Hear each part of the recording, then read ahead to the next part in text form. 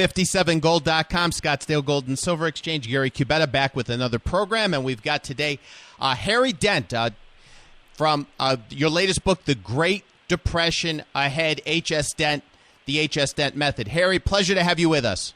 Oh, nice to be here, Gary. Thank you so much. Harry, I've seen you on Glenn Beck. I've seen you on a lot of the national shows. Your book's very well reviewed. Give me a background of what you do and how you got into it. Well, I got into this not as an economist. I studied that some in college, but didn't feel like it was leading anywhere. I was a business consultant after Harvard Business School and consulting to Fortune 100 companies, and then I started doing the same type of strategic consulting to smaller companies and new ventures who were capitalizing on the young new baby boomers back in the early 80s. So I just naturally started studying the baby boomers and demographics and technology cycles. And next thing I knew, I kind of came up by the late 80s with a whole new theory of economics that generations go up predictable spending cycles, and then, of course, they slow into retirement. And new technologies come in like the Internet in the mid-'90s and accelerate into the mainstream just like automobiles and other key technologies did from 1914 to 1928. And that's what causes bubbles. And so I kind of found some new tools by studying business instead of theories that actually says, gosh, our economy is very predictable over time.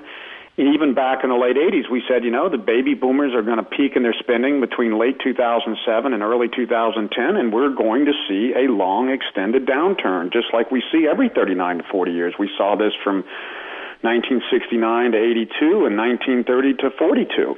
So this happens regularly. Generations spend and then they don't. So that's how we come at things. And, of course, we study credit and debt cycles, because that's very important, particularly in a time like this. That's probably the biggest theme.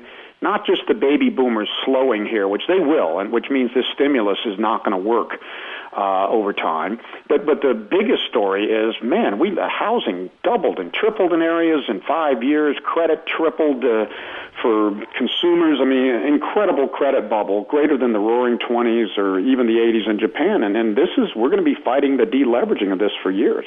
Harry, did it surprise you how the bubble that was created in real estate, that seemed to come out of nowhere? In 2003, Alan Greenspan loosened up the credit with the Fed. Was that a surprise to you at the time, or did you see that coming? No, we knew that the baby boomers would be peaking in their house buying there ahead of the overall economy. So we knew that was coming. But yes, the extent of the bubble and 1% short-term interest rates and all these crazy loans, subprime and option arm and stuff. Yeah, I mean, that is unprecedented.